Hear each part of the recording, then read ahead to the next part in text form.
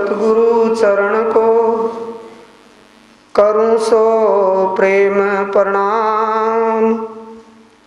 अशुभ हरण मंगल करण धनी श्री देवचंद्र जी नाम। श्री प्राणनाथ निज मूलपति श्री महिराज सुनाम। तेज कुंवर श्यामा युगल पल पल करूं प्रणाम। प्रथम लागू दो चरण को धनिये ना छुड़ाइयो खिन्न। लाख तली लाल एडिया मेरे जीव के ऐही जीवन। धनी जी मेरे जीव के ऐही जीवन। बोलो श्री प्राणनाथ प्यारे की जय। श्री सद्गुरु महाराज की जय। प्रणाम।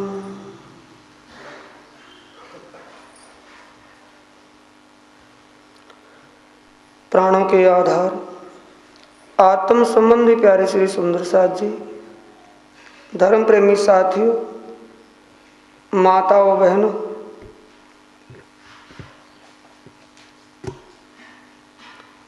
विजयाभिनंदन बुद्ध निष्कलंक अवतार, आखिरी जमाने के खाविंद,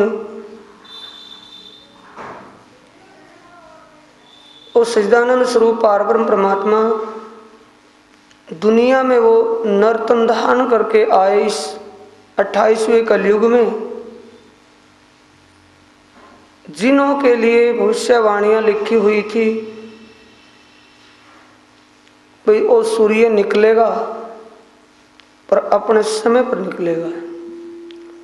ब्रह्म ज्ञान स्वरूप वो सूर्य निकला हुआ है, जिनको इल्म व ज्ञान का स्वरूप कहा है।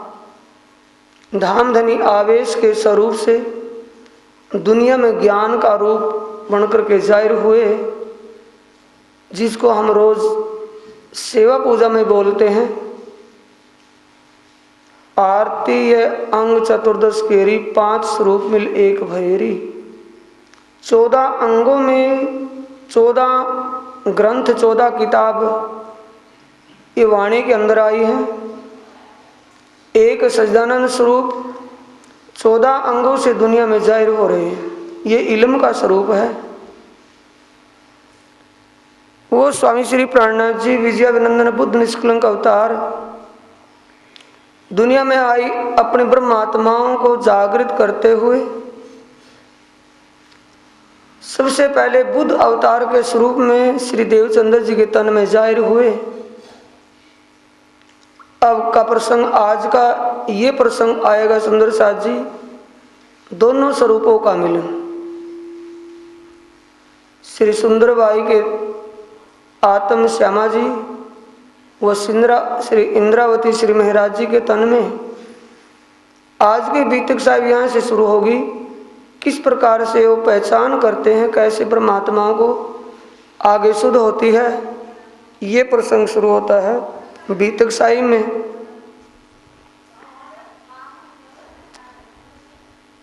कल का प्रसंग, श्री महामती कहीं ए साथ जी, ए मेहर है हक,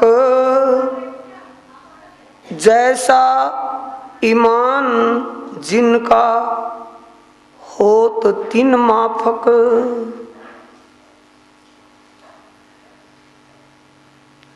श्री देवचंद्र जी के अमल में साथ को सुख हुआ अंग, तिन की चर्चा सुनते मावत नहीं उमंग।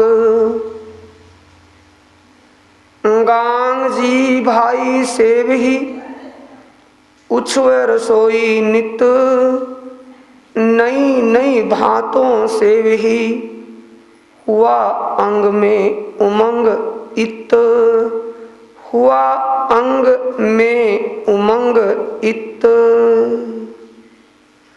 बोलो श्री प्राणनाथ प्यारे की जय। श्री सतगुरु महाराज की जय। आप स्वरूप स्वामी श्री प्राणनाथ जी धाम के दुला स्वयं श्री मुखवाणी में फरमाते हैं सुंदर साथ जी कि जिन सुंदर साथ को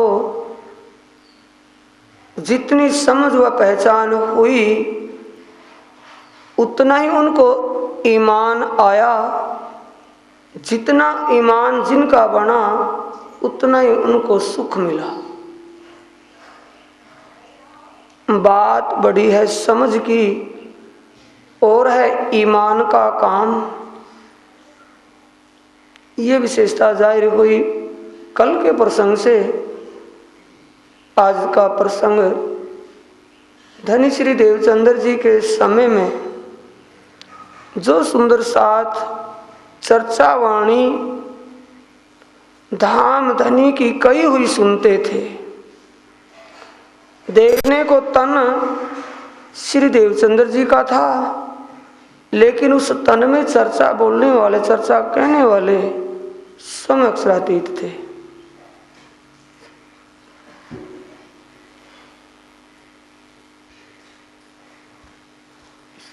नीचे वाले क्या कम। बोलो श्री प्राणनाथ प्यारे की जय, श्री सतगुरु महाराज की जय। धामधनी की चर्चा सुनकर के सभी के सुख प्राप्त होता था, सुख का अनुभव करते थे।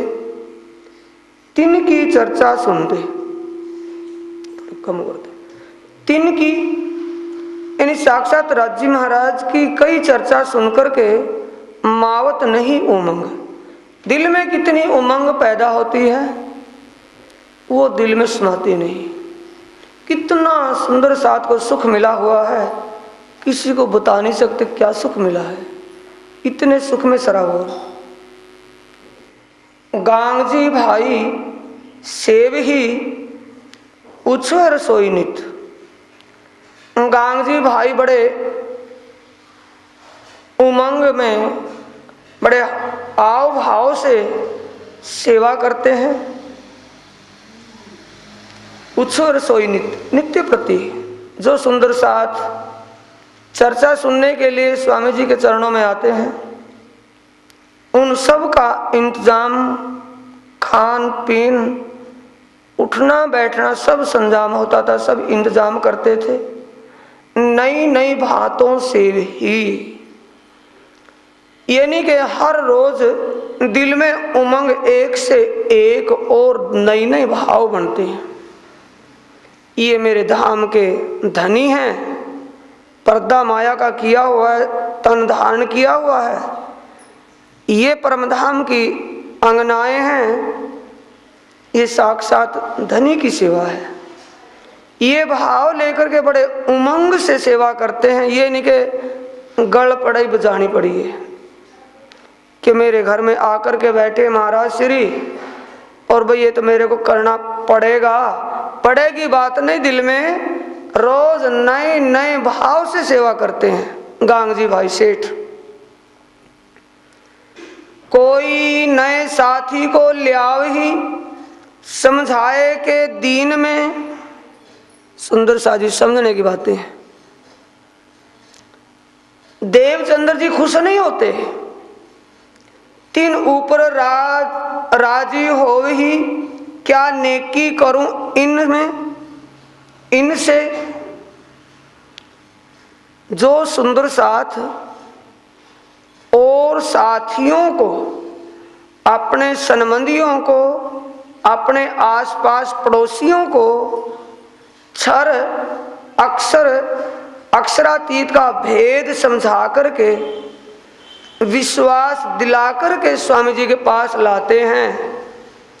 उन साथियों की भीड़ देख करके, उन साथियों की आमदन को देख करके धनी श्री देवचंद्र जी बड़े खुश होते हैं।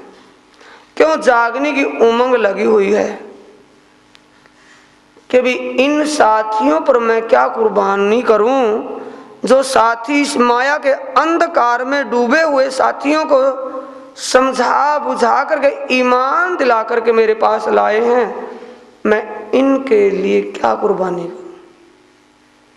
ये सुंदर साजी राज जी का भाव है। श्री देवचंद्र जी के तन में बैठे श्री राज जी कितना खुश हैं कि जिन परमात्माओं ने खिलवत में बैठ करके वादा किया था, मैं भूलूं तो मुझे बताना और तू भूलेगी तो मैं तुरंत देऊंगी जगाए। जिन्होंने ये वादा निभाने का भाव ले लिया, उनके प्रति धनी संकुल होकर के फिदा है। धाम धनी को अगर रिझाना है, प्राणनाथ को अगर खुश करना है, तो सुंदर साजी क्या तरीका मिला? सबसे पहले मेथड, तरीका, थ्योरी क्या मिली है? जागो अन जगाओ। पहले आप शुद्ध करो, पहले आप पहचानो रे साधो, पहले आप पहचानो। इसका टीका उल्टा ले लिया सुंदर साज जी। पहले आप पहचानो रे साधो, पहले आप पहचानो, बिना आप चीने बिने कौन कह पार ब्रह्म को जानो। उल्टा टीका कर दिया कि पहले अपनी पहचान करो। अपनी पहचान श्यामा जो की नहीं हुई, इस अंधकार में दुनिया कौन कर लेगी? टीका मन सीधा बनेगा, पहले अपने आप समझ कर लो, दूसरे को बाद में कहना। पहले आप पहचानो रे साधो, पहले आप पहचानो, बिना आप चीने बिन कौन का मैं पार ब्रह्म को जानूं। भी पहले अपना अनुभव कर लो, अपना प्रैक्टिकल से उसको समझ लो, तभी दूसरे को कहा जा सकता है कि मैंने परमात्मा को पा लिया। परमात्मा का ये स्वरूप है, परमात्मा वहां और यहाँ रहता है, परमात्मा की ये लीला है। तभी दूसरे के सामने मुख खोलें, पहले अपना अनुभव करें। इसलिए प्राणनाथ जी कहते हैं। तो सुंदर साज जी, धनी श्री देवचंद्र जी उस पर बड़े खुश होते हैं कि भाई वाह, इस माया अंधकार में दुनिया डूबी हुई है, देवी देवता त्रिदेवा आदि में, जो उस पुरुषोत्तम का ज्ञान पाकर के छर से परे अक्षर के पारा और वायु पुरुष का करो विचारा, उस पुरुष के लिए जो विचार करके आए हैं और जो समझा करके लाए हैं, उनके लिए बड़ा भाव लिए हुए हैं। दिल में साथ आवन का करे मनोरथ मन। सुंदर साथ की आमदन, सुंदर साथ का आना दिल में बड़ा मनोरथ था देवचंद्र जी महाराज का, कि जागनी का विस्तार होवे, आदर होवे तिनका ए धाम की सैयन। उन सब का भाव करते हैं धनी श्री देवचंद्र जी। ये जानकर के जो राजी महाराज ने श्याम जी के मंदिर में कहा था, जब श्री देवचंद्र जी ने पूछा कि धनी वो आत्माएं, वो सखियां कहाँ पर हैं?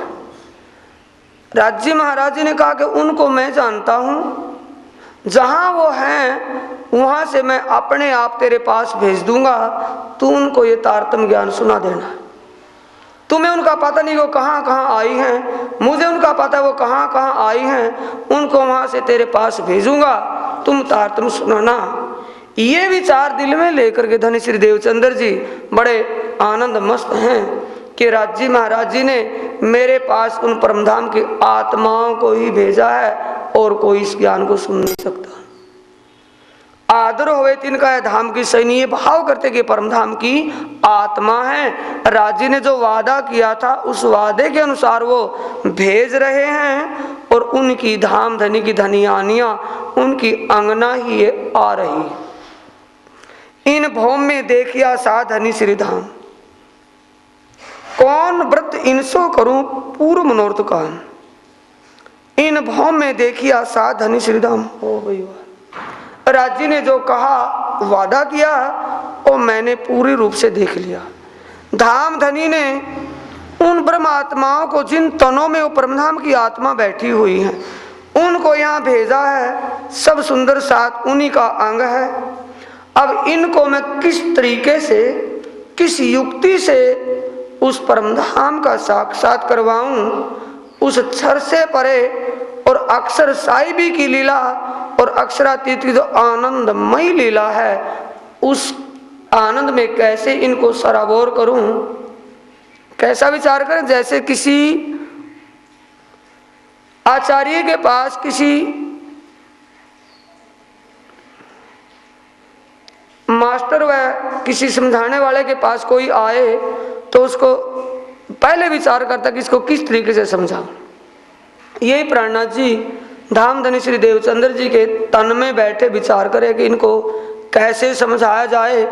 आज दिन तो ये माया के अंधकार में डूबे रहे, इनको ब्रह्म ज्ञान का प्रकाश कैसे किस तरीके से दिखाऊं ताकि इनकी समझ में आ जाए। इनको राजे भेजिया देव धाम न्यामत, धाम धनी ने जो वादा किया था उस वादे के अनुसार इनको मेरे पास भेजा है और परम धाम का जो खजाना, परम धाम की निध तारतम मुझे बख्शीश किया है। तारतम क्षर अक्षर और अक्षरातीत का भेद धनी ने सहज में जो मुझे समझा करके कहा उनको मैं इनको समझा दूं ताकि इनको अंधकार से परे का रास्ता दिख जाए। ऐ कौन भांतो सुख पाव ही, इनको किस प्रकार से मैं आत्म का आनंद प्रदान करूं, इनको वो सुख अखंड कैसे दूं। सोई करूं मैं इत, वो ही तरीका वो ही चाल मैं अपनी चलूं, उसी तरीके से इनको समझाऊं। ऐ श्री धाम से आए खेल माया का देखन, ये परम धाम से इस मायावी खेल को देखने के लिए यहाँ आई हैं। इनको खबर कछु नहीं पर मैं पहचानत सहीहन। बोलो श्री प्राणनाथ सतगुरु महाराज की। मैं पहचानत सहीहन कौन कह रहा है? सुंदर साथ जी। क्या श्री देवचंद्र जी कह रहे हैं? श्री देवचंद्र जी पहले कह चुके कि वो धनी आत्माएं कहाँ आई हुई हैं, कहाँ कहाँ होंगी। अब राज जी अंदर विराजमान है, उनके दिल को अर्ज करके बैठे हुए कह रहे हैं कि इन परमधाम की आत्माओं को ना तो अपनी पहचान है ना मेरी पहचान है, इनको कोई समझ सूझ नहीं है, पर मैं तो इनको जानता हूँ कि ये धाम धनी सी धनियानिया यानी परमधाम की आत्माएं हैं और कौन आत्मा किस तन में बैठी है। ऐ पड़े माया मीने, ये माया के फंदे में माया के आवरण में हैं, होए गए पर बस दूसरे के बस हुए, माया के अधीन हैं, मायावी विचारों में विषय वासनाओं में डूबे हुए हैं। अभी इनको सत्य का ज्ञान नहीं है। इनको समझावने कौन लेवे जस, इनको समझाने के लिए वो यश किसको प्राप्त हो, कैसे इनको समझाया जाए, ये युक्ति धनी श्री देवचंद्र जी अपने दिल में विचार कर रहे हैं। मैं बाहर निकसूं ढूंढ के काटूं साथ और विचार करते हैं। धाम धनी ने यह संकेत किया है कि परमधाम की आत्माएं देश विदेश शहर नगरों में आई हुई हैं, अनेक प्रकार की धर्म जातियों में बटी हुई हैं, क्योंकि जुदाई का खेल पहले देखा नहीं था। वो जुदाई का खेल देखने के लिए कहीं कहीं यहाँ तहाँ आई हुई हैं। अगर मैं जामनगर इस नौतनपुरी में बैठा रहूंगा तो जागनी कैसे होगी। इसलिए विचार करते इस जामनगर से कहीं बाहर जाऊं और परमधाम की आत्माओं को सत्य असत्य का बोध करवा करके सत्य की तरफ उनका सन्मन जोड़ दूं। मौको श्री धाम धनी ने इनको पकड़ाया हाथ। हाथ का मतलब हुक्म। परमधाम की आत्माएं जो इस मोह सागर में डूब रही हैं, गलसुए खा रही हैं, इनको जागृत करने का हुक्म धाम धनी ने श्याम जी के मंदिर में साक्षात नूरी तन से प्रकट होकर के मुझे हुक्म किया है। अब उस हुक्म को मैं बजाऊं, हुक्म की मैं तामील करूं, तभी जाकर के बात होगी। तो यह मेहनत मौको करनी जरूर, इसलिए मुझे इसी बात पर विशेष ध्यान देना चाहिए। तिस वास्ते साथ के आगे चर्चा का चलावें पूर्व, इसीलिए सुंदर साथ के सामने चर्चा का भाव इस प्रकार दिखाते हैं कि सुंदर साथ सराबोर हो जाते हैं, सुनते सुनते आनंद का अनुभव करते हैं। इस माया में इस तिलस्म में भी वो अखंड का आनंद अनुभव करते हैं। इस प्रकार वो चर्चा उनके सामने करते हैं। नित्याने चर्चा होता है सो केती कहूँ बीतक, डेली जो नित्य प्रति चर्चा होती है उसकी विशेषता कहाँ तक कहूँ। साथ रहे नजर में आज्ञा देई मोहे हक, नजर का मतलब दिल पर वही बात है।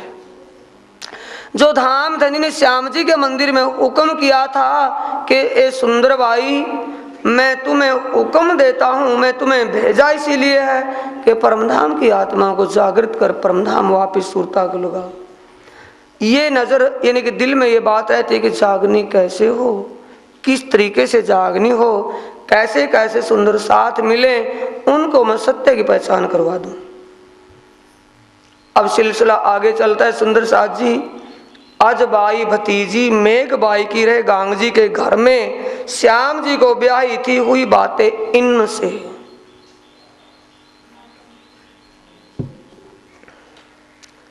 अज बाई जो गांग जी भाई का बड़े वाला लड़का था श्याम जी, उसके साथ उसकी शादी हुई थी, संबंध जुड़ा हुआ था, तन संबंध। अज बाई जो घटना गांग जी के घर में घटती है, यानी देवचंद्र जी, श्री देवचंद्र जी महाराज जब भी भोग लगाते 3 समय, तीनों बार साक्षात होकर के भोग आरोगते हैं राज जी। चर्चा जब भी करते हैं आवेश के स्वरूप से दर्शन देते हैं सुंदर साथ को। ये जिक्र अजबाई ने अपनी बुआ मेघबाई के सामने कर दिया और मेघबाई श्री प्राणनाथ जी यानी महाराज ठाकुर के बड़े भाई, सबसे बड़े थे हरिवंश ठाकुर। हरिवंश की धर्म पत्नी मेघबाई थी और मेघबाई बुआ के सामने अजबाई भतीजी ने जिक्र किया, यानी अजबाई ने अपनी बुआ मेघबाई के सामने जिक्र किया कि बुआ जी आपके घर में तो कभी भगवान नहीं आया होगा कि भगवान हमारे घर में कभी सपने में दर्शन भी नहीं होते कि हमारे घर में परमात्मा रोज आते हैं, 3 बार दर्शन देते हैं, घर में बैठ करके जीमते भी हैं और राजनित देवे दीदार आरोग्य बेर 3 बेर तो जीमते हैं। वस्ता मांगे आरोग ते आज क्यों फीकी खारी कीन, और ये भी बताते हैं कि आज नमक कम है। खारी का मतलब आज नमक ज्यादा कर दिया सब्जी में, आज खीर में मीठा डालना तुम्हें याद नहीं रहा। ये सारी बातें बताते हैं। अब ये बात सारी अटपटी लगने लगी। तंबोल दे आरोग दे, बीच बीच में प्रसाद जीमते हैं, बीच में प्रसाद भी दे देते हैं किसी किसी को, और मिठाई के भांत और कई प्रकार की मिठाइयां भी ला करके खुआते हैं राज जी। इन्हीं परमात्मा हमारे घर में कई प्रकार की मिठाइयां भी ला करके देते हैं। जमुना जल अलाखल जल चल दिखावे एकांत, और कभी कभी अखंड परमधाम की जमुना का जल बहता हुआ भी दिखाते हैं। सैयन को कंचन की एक दिन कसौंडी दई, और घर में एक भोजन बनाने की कसौंडी का मतलब कढ़ाई जिसे कहते कढ़ाई, सोने की ला करके दी। हीर बाई के हाथ में लग गया था ना वो किनारा बर्तन का, खून निकलता देखा। राजी बैठे सामने, ये क्या हो गया कि धनी आप हमारी आत्म के और तन के खसम सभी कुछ आप ही हो। आप ऐसे धनी धाम के धनी को पा करके ये हालत हमारी है। बर्तन घर में फूटे टूटे तो क्या करे, रोज का काम हो गया। कि अच्छा तुम ध्यान राज्य का करते हो कि हाँ, राज्य का ध्यान करके कहो राज्य ऐसा क्यों। राज्य का ध्यान आंखें बंद करवा करके कहा, और कहने वाले कौन है, धाम धनी। अब पर्दे की लीला चली हुई है कि तुम धाम धनी से मांगो वो सब कुछ देंगे। अब जब हीर बाई ने आंखें बंद करके ध्यान किया तो रसोई में सोने के बर्तन मिल गए। ऐसी ऐसी लीलाएं धाम धनी हमारे घर में रोज डेली करते हैं। अज बाई नित बातें करे दीदार धनी निर्धार, हम तो नित देखते हैं तुम हूँ करो दीदार। अज बाई कहती है बुआ जी हम तो डेली रोज नित्य प्रति परमात्मा का दर्शन करते हैं, घर में 3 बार तो डेली आते ही आते हैं, दर्शन देते हैं, भोजन जीमते हैं। अगर आपके भाव और इच्छा हो तो मैं आपको भी दिखा सकती हूँ, चलो हमारे घर। कहाँ गई हुई है, महाराज ठाकुर के घर, और घर कौन सा है? गांगजी भाई सेठ का। आज बाई नित बातें करे दीदार धनी निर्धार। तब मेघ बाई ने कही जाओ गोवर्धन तुम। देवर था मेघ बाई सब जेठे सबसे बड़े हरिवंश ठाकुर की धर्मपत्नी अपने देवर गोवर्धन ठाकुर को कहते गोवर्धन तुम जाओ ना, इस बात को वहां जाकर के देखो, तसल्ली करो, जांच करो वहां जाकर के क्या होता है। ले आओ खबर इनकी, फिर बुलाए ले जाओ हम, इस बात की तसल्ली करके आओ, फिर हमें भी बुला लेना, हम भी जाएंगे दर्शन करने के लिए परमात्मा के। अब गोवर्धन कहता है कि मैं लेडी सुंदर साथ के साथ जाऊं, घर में किसी के शोभा नहीं देगा। अपनी धर्म पत्नी पद्मा को कहते हैं, पद्मा स्त्री गोवर्धन की सो पहले गई सोहबत। पद्मा तुम जाओ ना, जरा देख करके आओ वहां क्या क्या बातें होती हैं। जो ये कहती है शायद वही बातें होती हैं या कोई और बातें। अजबाई जो कहती है ऐसा होता है या वैसे कहने को कह रही है। तीन भी आए बातें करी मैं देखी लीला इत। पद्मा अजबाई के साथ भेज दी गांगजी के घर में। गांगजी के घर में पद्मा ने जो साक्षात दर्शन किए और बातें होती देखी, मीठी खारी कीन। राजी बोलते हैं ना कभी, आ तो मीठा कम डाला क्या याद नहीं रहा था, आज तो नमक ज्यादा ही कर दिया, कड़वी कर दी है। बातें करते हुए राजी को देखा, बड़ा चंबा, हैरान हो गई कि किसी को तपस्या करके, किसी को साधना करके, किसी मनीषियों को ज्ञान करके वो परमात्मा की दिशा का ही पता नहीं मिल चला कि कौन सी दिशा में रहता है, और इनके घर में आकर के स्वयं बैठते हैं। कारण निस्वत, भाई मूल संबंध है, जागने की लीला करनी है तो आड़ी का लीला करे बिना काम कैसे चलेगा, शुरुआत है। अब ये देखा सारी बात जो की त्यों आकर के बता दी कि भाई ऐसा ही है। तब गोवर्धन गए जाए के लगे कदम, मैं शरण तुम्हारे अय्या जगावने आत्म। सुंदर साजी भाव देख ले, ये ना समझना बीतक चौपाइयां पढ़ करके सुनाई थी महाराज श्री ने, सुन करके आगे घर में नहीं। हम क्या मांगते हैं किसी परमात्मा इष्ट से, किसी महाराज से क्या मांगते हैं, और ये देख रहे भाव को समझना है। बीतकों को रट्टा नहीं लगाना, रट्टा लगाते हैं विद्वान लोग। आप विद्वान ही, आप सुंदर साथ ध्यान से पहले समझ लें क्या कहते हैं। मैं शरण तुम्हारे अय्या जगावने आत्म। किनकी शरण में गए? धनी श्री देवचंद्र जी महाराज की। हे धाम धनी, मेरे ऊपर अपनी मेहर कृपा करो, मैं भी आपकी शरण में आया हूं। मेरी आत्म अज्ञान अंधकार में भटक रही है, इस अज्ञान अंधकार से मेरी आत्म को जागृत करो, ये मेहर कृपा मेरे ऊपर भी कर दो। सुंदर साथ जी, जब दिल के अंदर वो प्यास है, भाव, जिज्ञासा, लगन है, तो धाम धनी कब उनको, उनकी ऐसी दुआ को नकारेंगे, मंजूर कर लेंगे। अब गोवर्धन सम्मत 1687 ए कार्तिक में मजकूर, यहाँ से थी उदय भई उदय मूल अंकुर। सम्मत 1687 था, कार्तिक का महीना। अब यहाँ अंकुर जागृत होता है। कौन अंकुर? इंद्रावती और उसके अंदर गुणवती बाई,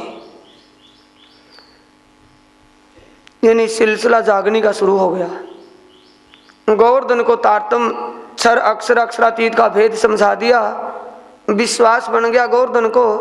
ये बातें वो जाकर के घर में करने लगे कि ऐसा ऐसा मैंने भी अपने आंखों से देखा है, वाकई हकीकत है, इसमें कोई शक नहीं।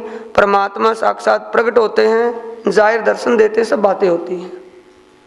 अब भीड़ होने लगी।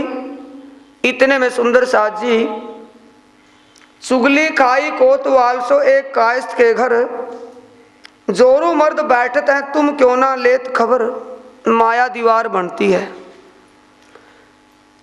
किसी ने उस जामनगर के कोतवाल के सामने चुगली कर दी कि जामनगर के शहर में गांगजी भाई सेठ के घर औरत और मर्द सब इकट्ठे होते हैं, पर ये पता नहीं होता क्या है वहां। ऐसा जुल्म गांव बस्ती में दिन रात, पता नहीं वो कौन महाराज आए, पता नहीं वो क्या समझाते क्या बढ़ाते हैं। मर्द औरत वहां भीड़ लगी रहती है, पता नहीं क्या होता है। इस बात की जानकारी की जाए, जांच की जाए। ये कोतवाल को रिपोर्ट शिकायत में दे दी। अब कोतवाल 2 चौकीदारों को भेजते हैं। 2 चौकीदार पठवाए दिए, तुम जाए लियाओ बात, मौसो आए जाहिर करो जो कछु होए विख्यात। जो कुछ वहाँ आपको मुद्दा मिले, विशेषता मिले, वो मेरे को आकर के रिपोर्ट करना, बताना, मैं उस पर जांच करूँगा, उसके लिए कुछ उपाय करूँगा। 2 चौकीदारों को भेज दिया और भेजा। सो चुगल दिखाए पीछे फिरा, ऐ चले जाए सामे दीपक। 6 न आवे तिनका जहाँ लगे मन शक। चुगलखोर क्या करता है? संकेत। अब चुगलखोर ने सामने से संकेत करे, देखो ए वो सामने जो दीपक जलता हुआ रात के वक्त का ना, भाई चुगली कहा कि रात को होगा वो जो कुछ देखेंगे। अब सामने से दीपक जो जल रहा है वहां एक कौतुक होता है। वहां औरत, मर्द और औरत सब इकट्ठे होते हैं, पता नहीं होता क्या है। वहां जाकर के तुम जांच करके आओ। चुगलखोर ये सामने दीपक जलता दिखा करके कि जहाँ ये दीपक जल रहा है उसी घर में आप जाओ, वहां जाकर के आप अपने तसल्ली करो। चुगलखोर तो वापिस, और दोनों चौकीदार सामने जब गए, दीवा दोनों को दिखता है। सुन, दीपक दोनों चौकीदारों को दिखता है। एक चौकीदार अपने दीपक को देखता देखता 12 कोस आगे निकल गया, धरोल गांव में पहुंच गया। एक चौकीदार दीपक देखता है और दीपक सामने चलता रहा, सामने चलता रहा। उस जामनगर शहर के अंदर कुएं के चारों तरफों घूमता रहा। दोनों चौकीदारों की मति मारी गई, अकल खराब हो गई। दिन निकला, एक फिरा कुएं पर 4 पहर रात, दूजा 12 कोस का पंथ किए जात। जाए निक्शा धरोल में ता भई फजर, पूछा पनिहारी को मैं कौन गांव देखत नजर। 12 कोस धरोल गांव में जो पहुंच गया एक चौकीदार, दिन निकल गया। दिन निकले, एक पनिहारी को कुएं पर पानी भरते देखा तो पूछ बैठा कि ये कौन सा गांव है, कि तुझे पता नहीं गांव कौन सा है। कैसी बात कहता है, कह जो होत दीवाना, और पागलों जैसी बात कर रहा है, तुझे ये पता नहीं ये गांव किसका है। शहर महोड़ जी का तैने जानिया अपना, ये गांव ये शहर तो महोड़ जी का है, तू अपना समझ बैठा होगा इसको। अकल खराब हो गई तेरी, पागल हो गया दिखे। खिसियाए के पीछे फिरा, अपना सा मुंह लेकर के वापिस लौट लिया। मैं कहाँ गया भाई, कहाँ जामनगर, कहाँ धरोल गांव, 12 कोस दूर, ये क्या आपत्ति आई थी भाई। खिसियाए के पीछे फिरा, आए मूर्ख के घर, वापिस घर में आया। घर में बड़ी दुचिताई लगी, लड़ाई लग फजर। दिन निकले तक पूरी रात घर में दुचिताई का मतलब घर में सबको भरम लग गया कि भाई ड्यूटी दिन की होती है, गया तो कहाँ चला गया। 2 गए थे ना, दोनों के परिवार वाले और उसके घर जाकर के पूछते हैं। दोनों के घर में बड़ा जो पड़िया शोर, एक दूजे को पूछत कहो खबर कछु और। एक दूसरे के घर में पता करते हैं कि तुम्हारे वाला आ गया, वो कहते कि नहीं आया। फिर वो दूसरे वाले जाकर के पूछते कि हमारे वाला तुम्हारे वाला आ गया कि नहीं आया, तो आज कहाँ गए। यानी कि चिंता हो गई कि गए तो कहाँ गए, ड्यूटी शहर में है, पता आता कुछ नहीं मिल रहा, गए तो कहाँ गए। अब दिन निकलते जब वापिस आए कोतवाल से कहा बातें करी बनाए। कोतवाल ने पूछा हाँ भाई रिपोर्ट में क्या मिला, कोई मुद्दा कुछ है। कि कोतवाल साहब मुद्दे की तो बात पूछियो, बाद में जान बची लाखों पाए। इतना शुक्रगुजार करो परमात्मा का, हमारी जान बच गई। वो तो पता नहीं क्या छल रूप था, जो चुगल हमको मिले तो मारे गर्दन ताए। अगर चुगलखोर वो हमें कहीं मिल जाए ना, ये हम सत्य कहते इसको जीता नहीं छोड़ेंगे। ये तो कोई ना कोई छल रूप था, हमको इन चुगल ने मार डारे आज। ये तो हमारे मुकद्दर ही अच्छा रहा कि बच करके जीते आ गए आपके पास, वरना कोई उम्मीद नहीं थी कि हम जीते बच जाएंगे। जागा ऐसी बताई सूझे ना कोई काज, जहां के लिए रेड आपने भेजी थी छापा के लिए, छापा मारने के लिए, चेक करने के लिए, और जगह ही ऐसी अजनबी थी। बताए तो क्या बताएं कि कहाँ गए थे, कि बताए तो क्या बताएं, बताए क्या कि दीपक, अब दीपक के पास भेजे थे या महात्मा के पास, अब बताने की बात नहीं। खैर कोतवाल ने कहा कि जो हुआ सो हुआ, भाई आगे चौकसाई रखना, ऐसी कंप्लेंट कोई आए तो अपने आप जांच करना। इन भात के माजिजे और लाखों दिए निशान, पर साथ कोई ना समझे कछु ना हुई पहचान। बोलो श्री प्राणनाथ सदगुरु महाराज की। अनेक प्रकार के चमत्कार भी दिखाए। दिखाने वाले कौन है? श्रीराज जी है ना। श्री देवचंद्र जी के तन से तो कुछ नहीं, तन में जो बैठे श्रीराज जी हैं, अनेक प्रकार की चमत्कार घटनाएं भी घटती रही, चमत्कार लीलाएं हुई। लाखों प्रमाण भी खोल खोल करके बताते थे, पर साथ कोई ना समझे, क्योंकि ये लीला हुक्म की है। सुंदर साथ जी, सूर्य निकलेगा, अब अस्त हुआ शाम के 6 बजे 7 बजे, अपने समय पर निकलेगा। भाई सूर्य निकलेगा, अपने समय पर निकलेगा, कहने से निकल जाएगा उसी वक्त।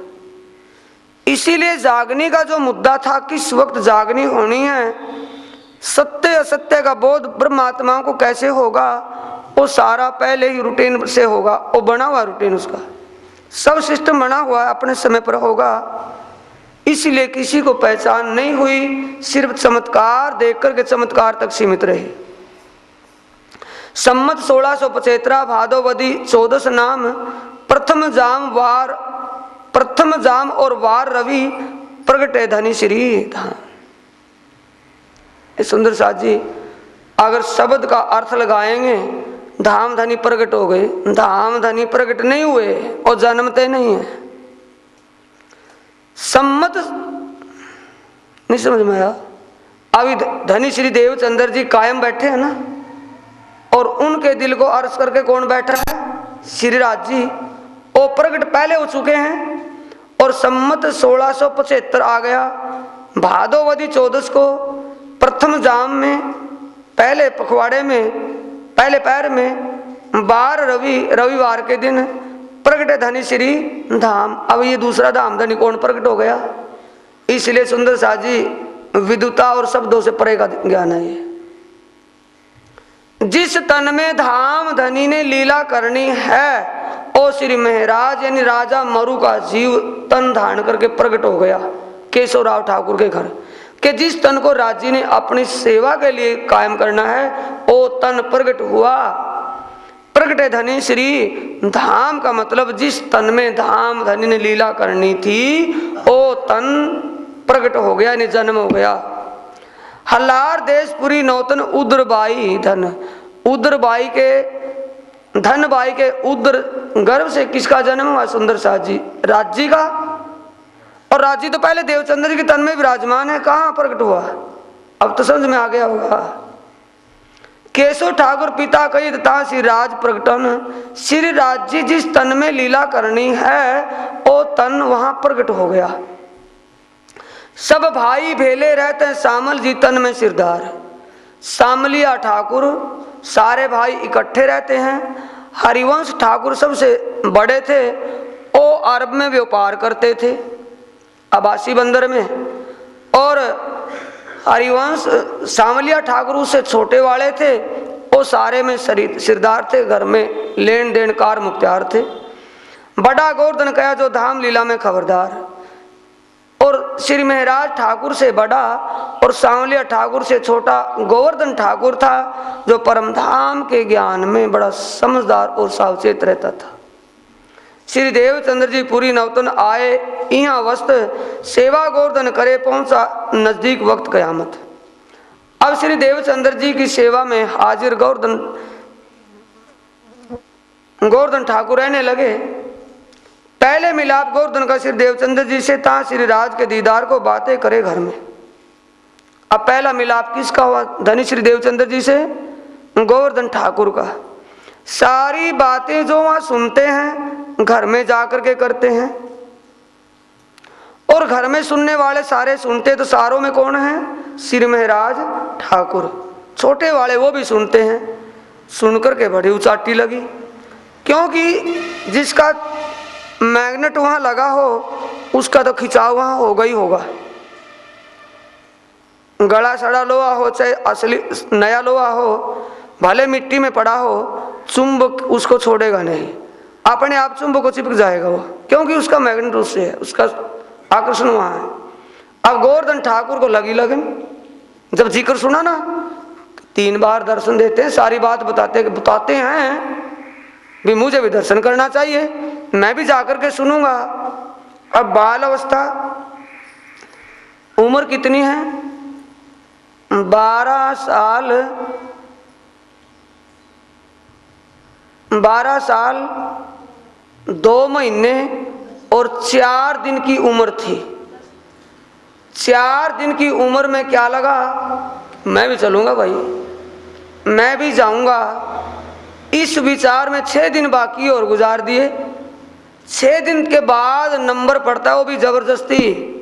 रोज कहते हैं सुंदर साथ जी सुन करके, और 6 साल भी हो जाए तब भी अकल में नहीं आती बात। दिनों का भाव क्यों खुला है यहाँ? उम्र कितनी है? 12 साल 2 महीने और 4 दिन। अब 4 दिन, इतनी उम्र में उनको क्या लगन लगी कि मैं भी जाऊंगा। सुनते कितने दिन हो गए? 6 दिन लगातार हो गए सुनते। अब 6 दिन में क्या फैसला लिया कि मैं आज जाऊंगा ही जाऊंगा। अर्ज करी गोवर्धन ने, तब गोवर्धन के संग चले श्री महाराज, तहां हाथ छुड़ा के गए तित रोए गिरे इनकाज। एक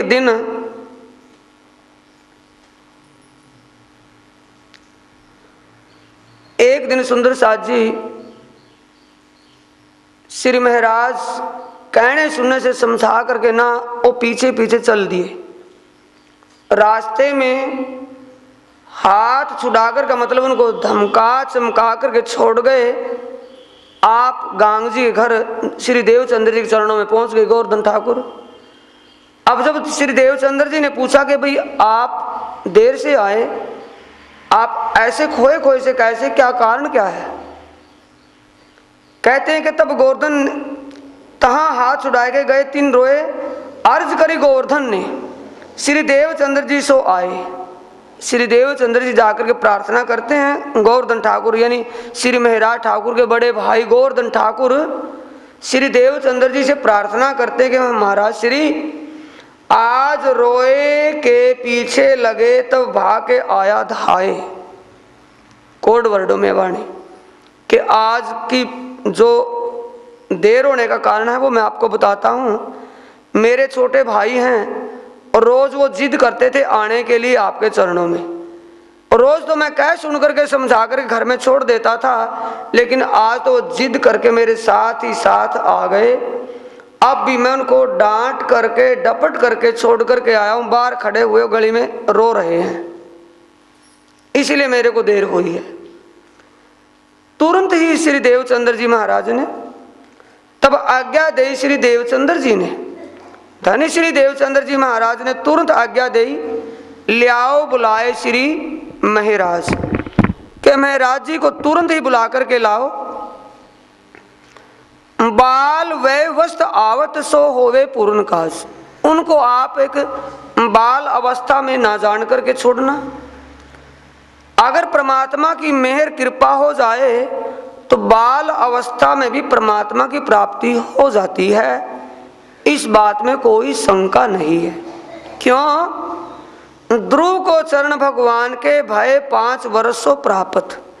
जैसे ध्रुव भगत को भगवान के दर्शन, भगवान के चरण 5 साल की उम्र में ही मिल गए थे, परमात्मा की प्राप्ति 5 साल की उम्र में हो गई थी, इसलिए उम्र को नहीं देखना कि इनकी उम्र थोड़ी है।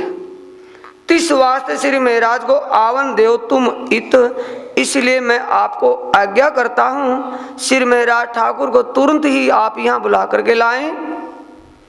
तब गोवर्धन श्री महाराज को लेके चले साथ।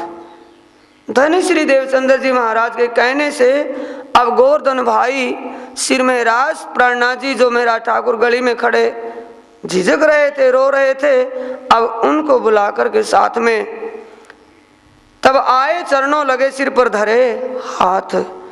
धनी श्री देवचंद्र जी के चरणों में आकर के श्री महाराज ठाकुर प्रणाम करते हैं। अब दोनों हाथ उनके सिर पर रखते हैं। 12 वर्ष महीना दोए ता ऊपर भय 10 दिन, तब श्री देवचंद्र जी सो मिले उन पहचाने मोमिन। धाम के धनी के चरणों में जब आकर के प्रणाम की तो धनी श्री देवचंद्र जी के अर्श दिल में बैठे श्री राज जी ने श्री महाराज ठाकुर के तन में इंद्रावती आत्मा को पहचान लिया कि ये परमधाम की इंद्रावती इस तन में बैठी है। और जब वो प्रणाम की 69 पातियां जो देवचंद्र जी महाराज ने लिखी थी राज जी के प्रति कि जागनी किससे होगी, वे 69 पातियां श्री महाराज जी की जेब से निकल करके उनके चरणों में गिरी। तब एकदम चौंके कि जागनी का मुद्दा इनके द्वारा है। जागनी श्री इंद्रावती यानी महाराज ठाकुर के तन से इंद्रावती की वासना से जागनी होगी, मेरी तरफ से जागनी नहीं होगी। ये संतुष्टि कब हुई? जब धनी श्री देवचंद्र जी और इंद्रावती श्री महाराज जी का मिलाप होता, दोनों स्वरूपों का मिलाप हुआ, तो मन में जो दुविधा थी जागनी के विषय की, उसकी संतुष्टि वहां हो गई, पुष्टि हो गई कि जागनी इनके द्वारा होगी। मेरे सोचने से या मेरी जल्दबाजी से, मेरी कोशिश से जागनी नहीं हो सकती। ये धनी का हुक्म इस तन से जागनी करने का है, धनी इस तन से जागनी करेंगे, ये उनको संतुष्टि हो गई। मिलाप श्री देवचंद्र जी कासोबत श्री जी साहेब सम्मत 1687 में 1772 लो अब। यानी मिलन कब हुआ? विक्रम सम्मत 1687 में, और सोबत में कब तक रहे? विक्रम सम्मत 1712 तक। इतने दिन तक 12 वर्ष मास दोए ऊपर भय दिन 4। 12 वर्ष मास दोए, 12 साल 2 महीने और 4 दिन की उम्र थी श्री महाराज जी के तन की उस वक्त। तब से मिलाप का बातन हुआ विचार। दिल में विचार ये आया कि मैं आप जाकर के धनी का दर्शन करूंगा, उनसे कुछ बातें करूंगा। ये दिल में उमंग किन के आई थी विचार? श्री महाराज ठाकुर प्राणनाथ जी के। आए के चरणों लगे तभी दई निध, तत्क्षण हृदय मिनी आए बैठी जागृत बुध। अब धनी श्री देवचंद्र जी के चरणों में आकर के जब प्रणाम करते हैं श्री महाराज, उन्होंने उनके हाथ सिर पर रखा, उसी समय जागृत बुध उनके बख्शीश में दी। हृदय के अंदर जागृत बुध आ गई। पहले बुध कौन सी थी सुंदर साथ जी? स्वप्न की बुध।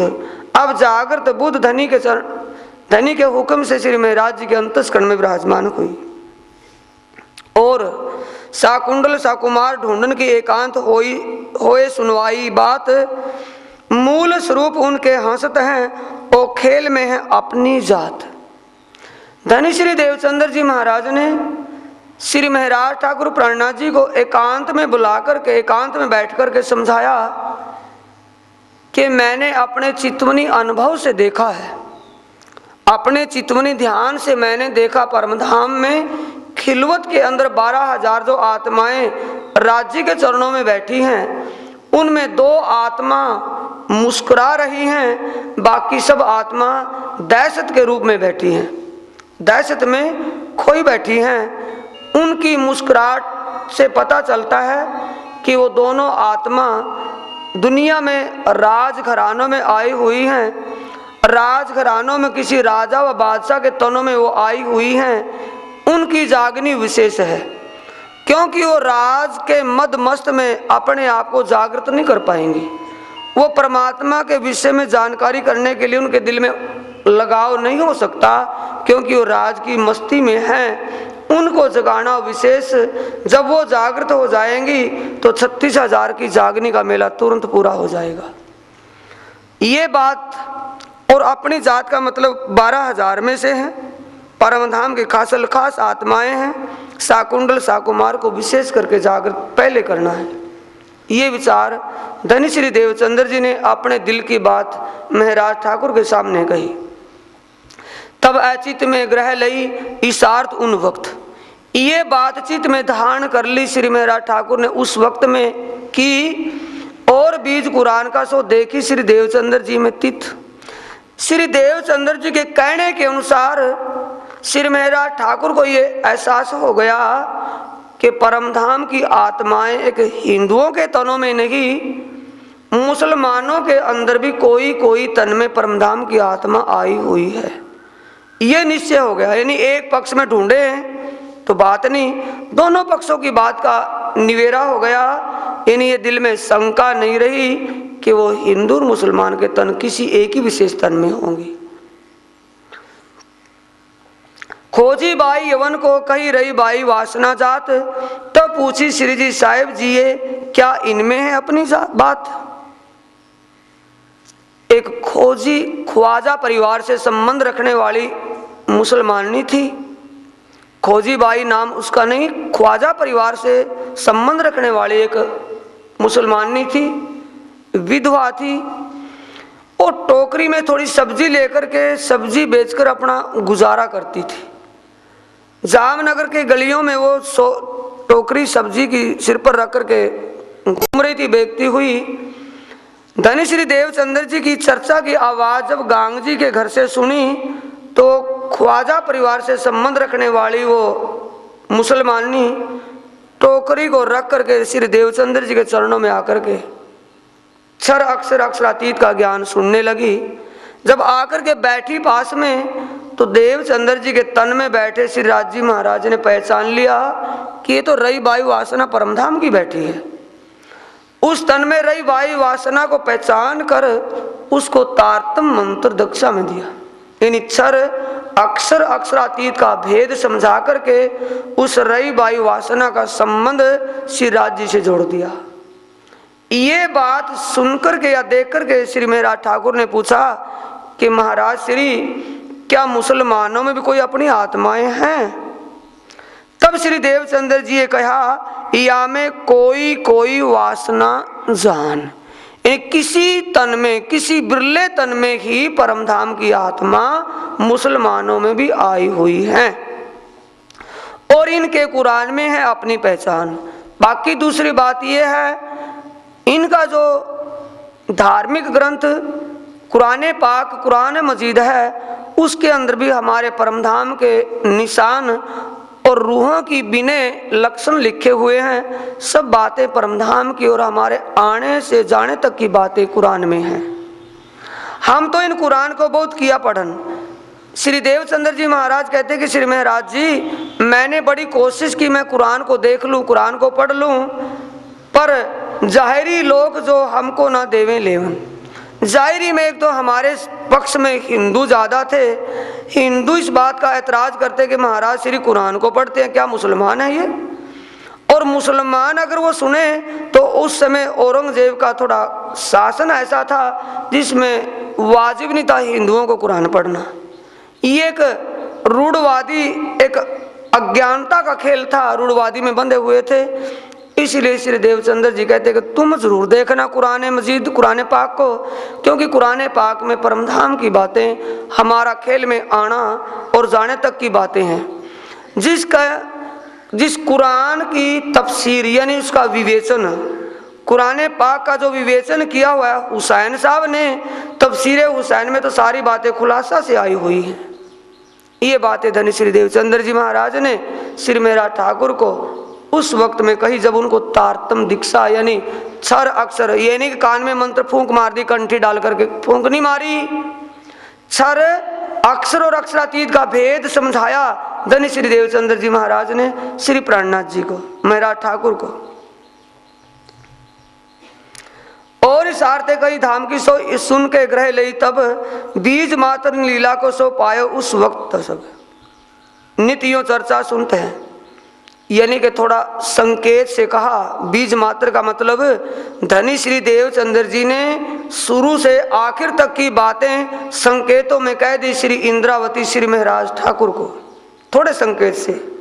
नित्य यो चर्चा सुनते मिलके दो भ्रात, दो प्रेम में भीगे रहे, करे मूल निस्वत विख्यात।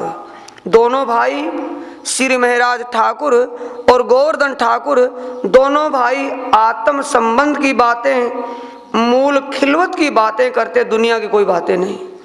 आत्म का जिक्र करते हैं, पर आत्म का जिक्र करते हैं। दोनों इतने प्रेम में भीगे रहते हैं। एक तो दोनों सगे भाई, दूसरा एक परमधाम की आत्म, और दोनों का संबंध एक ही रूप में, एक ही जगह रहना करना, इतना आपस में प्रेम।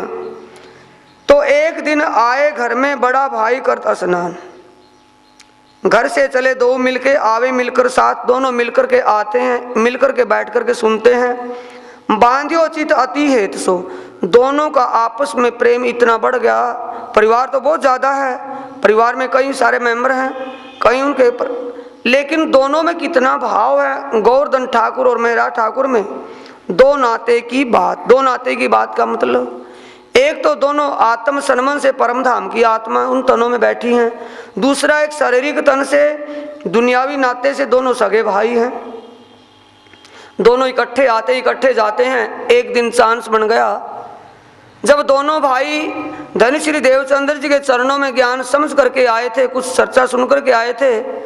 उसी दिन सामलिया ठाकुर एक दिन आए घर में, बड़ा भाई करता स्नान, कहा तुम बिगड़े दो भाई, भय काम काज से अजान। क्या कहते हैं? सारा दिन कोई ना कोई काम, विशेष काम, ज्यादा काम बढ़ गया था। सामलिया ठाकुर को अकेले को करना पड़ गया। कोई सामान मंगवाना, कोई देना करना, कुछ भी ज्यादा घर का जो गृहस्थ का काम होता है, वो काम ज्यादा करना पड़ा उस दिन। तो ज्यादा दिमाग में परेशानी थी। वो कुएं पर स्नान कर रहे थे, तो एक तरफ से देवचंद्र जी के चरणों से श्री महाराज ठाकुर और गोवर्धन ठाकुर दोनों भाई घर आ रहे थे। सामने देखा, सामलिया ठाकुर ने कहा हाँ, क्योंकि दिमाग में उन्हीं की बात चली हुई थी, दिमाग में वही बात घूम रही थी। डांट करके कहने लगा कि तुम तो बिगड़ गए भाई घर से, तुम किसी वक्त भी घर का काम नहीं देखते, सारा दिन देवचंद्र जी के पास बैठे रहते हो, वहाँ सेवा करते हो, वहीं ज्ञान सुनते हो, तुम घर में कुछ कामकाज नहीं करते। तुम्हारा सुधार करने का तरीका एक ही है, क्या? सो सोबत गांगजी से और गुरु सोबत दोनों को निकाले शहर से, तब तुम सुधरो इत। ये तुम्हारे जो महाराज श्री है ना देवचंद्र जी, वो और जिसके घर में रहते गांगजी सेठ के, उनको दोनों को ही पिता श्री हमारे वजीर आदम है, वजीर प्रधान यानी मंत्री हैं इस जामनगर के राजा के, उनको सिफारिश करेंगे, उनको कहेंगे तुम्हारे गुरु और जिस सेठ के घर में रहते दोनों को ही इस जामनगर शहर से निकाल देंगे।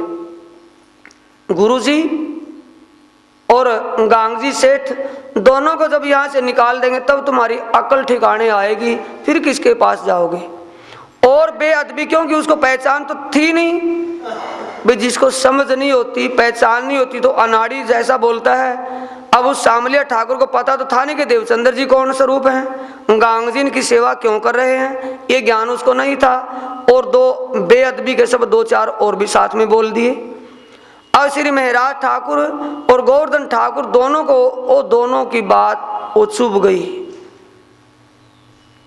तब गुस्से हुए, दौड़े मारने, मिलके भाई धोए। दोनों भाइयों ने तलवार फेंटे में बंधी हुई थी, तलवार निकाली और अपने भाई बड़े सामलिया ठाकुर की गर्दन की तरफ जब चलाई तो सामलिया ठाकुर आगे आगे और दोनों भाई पीछे पीछे घर में दौड़ करके घुस गए। माता रसोई में जो कार्य कुछ कर रही थी, सामने से आगा लिया कि इसको मारो नहीं, अगर इसको मारो तो मुझे मार दो पहले, फिर बाद में इसको। इन माता जी जब बीच में अड़ गई, आकर के खड़ी हो गई तो छोड़ दिया, बच गए। तब केशव ठाकुर जब दरबार से आए, वजीर थे, उसके मंत्री थे राजा के, अब सायंकाल जब दरबार से घर में आते हैं, सारी बातें केशव ठाकुर को धन भाई जी ने कही कि आज तो घर में खून खराबा हो गया था। के बात क्या थी कि इस बात के पीछे कि वहाँ जाते हैं, सांवलिया ठाकुर को सारा काम अपने आप करना होता है, इसलिए ये दुखी होकर के उन्होंने उनको बोल दिया कि तुम वहाँ ना जाना, और वहाँ जाओगे तो हम उनको शहर से निकालें। सारी बात बता दी। अब उस विषय को लेकर केशव राव ठाकुर विचारते हैं कि उनको रोका जाए तो कैसे रोका जाए। केशव राव ठाकुर कहते तुम्हें ज्ञान चाहिए या कुछ और? बोले ज्ञान, अगर ज्ञान चाहिए तो तुम्हारे गुरु महाराज ने, बोलो श्री प्राणनाथ